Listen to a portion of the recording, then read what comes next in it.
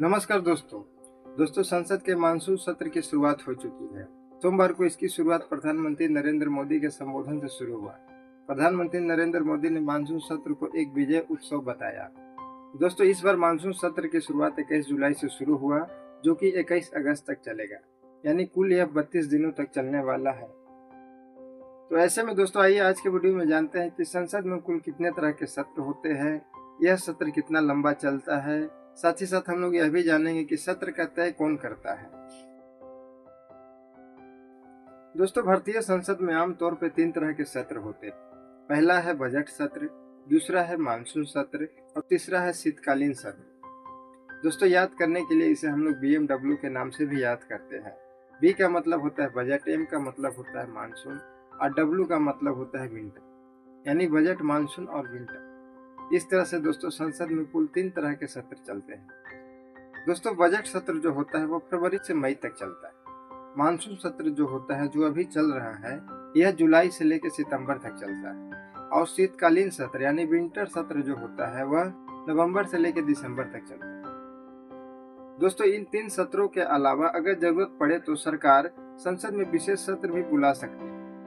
अगर दोस्तों सरकार को ऐसा महसूस होता है कि किसी तत्काल मुद्दे पर चर्चा करना जरूरी है, तो ऐसे में सरकार विशेष सत्र बुला सकता है। लेकिन दोस्तों, इस विशेष सत्र को बुलाने के लिए उसे राष्ट्रपति से मंजूरी लेनी पड़ती है। वैसे दोस्तों, भारतीय संविधान में सत्रों की संख्या तय नहीं किया गया है। हालांकि यह जरूर कहा गया है कि 2 सत्रों के बीच में कितना टाइम होना चाहिए।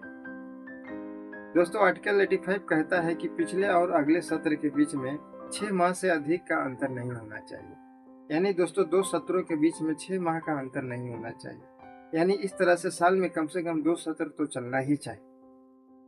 आइए दोस्तों, अब बात करते हैं कि संसद के सत्रों की तारीख तय कौन करता है।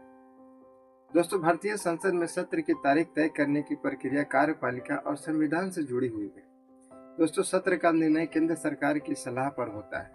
प्रधानमंत्री और कैबिनेट की जो समिति होती है वही सत्र की तारीख तय करती है। यह समिति लोकसभा और राज्यसभा के सत्रों की जरूरी और समय पर निर्धारण लेती है। दोस्तों, यह सब तय हो जाता है, इसके बाद राष्ट्रपति को सिफारिश भेजी जाती है।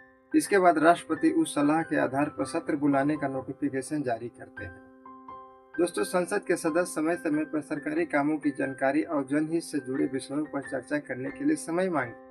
इसके अलावा दोस्तों, बिल पेश करने के लिए भी संसद के सदस्यों को एक साथ आना जरूरी होता है। दोस्तों, ऐसे तमाम फैक्टर को देखते हुए संसदीय कार्य मंत्रालय संसद के सत्र के शुरू होने की तारीख और उसके संभावित अवधि की सिफारिश संसदीय कार्य संबंधित मंत्रिमंडल समिति के पास भेजते हैं। इसके बाद दोस्तों, संसदीय कार्य मंत्रालय राज्यसभा सचिवालय को सूचना देती है कि सरकार ने निर्णय लिया है कि राज्यसभा का इस सत्र इस तारीख से शुरू किया जा सकता है और इस तारीख को खत्म किया जा सकता है।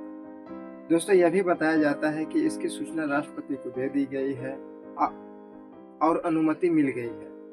दोस्तों, इस सूचना के बाद एक नोट राष्ट्रपति के सचिव को भी अंतिम हस्ताक्षर के लिए भेज दिया जाता है। इसके बाद दोस्तों, जब हस्ताक्षर हो जाता है तो सारा कार्यक्रम तय हो जाता है और फिर उसी तारीख के अनुसार संसद के सत्र चलते हैं। तो दोस्तों, आज के वीडियो में बस इतना ही। फिर मिलते हैं किसी अगली वीडियो के साथ। तब तक के लिए नमस्कार।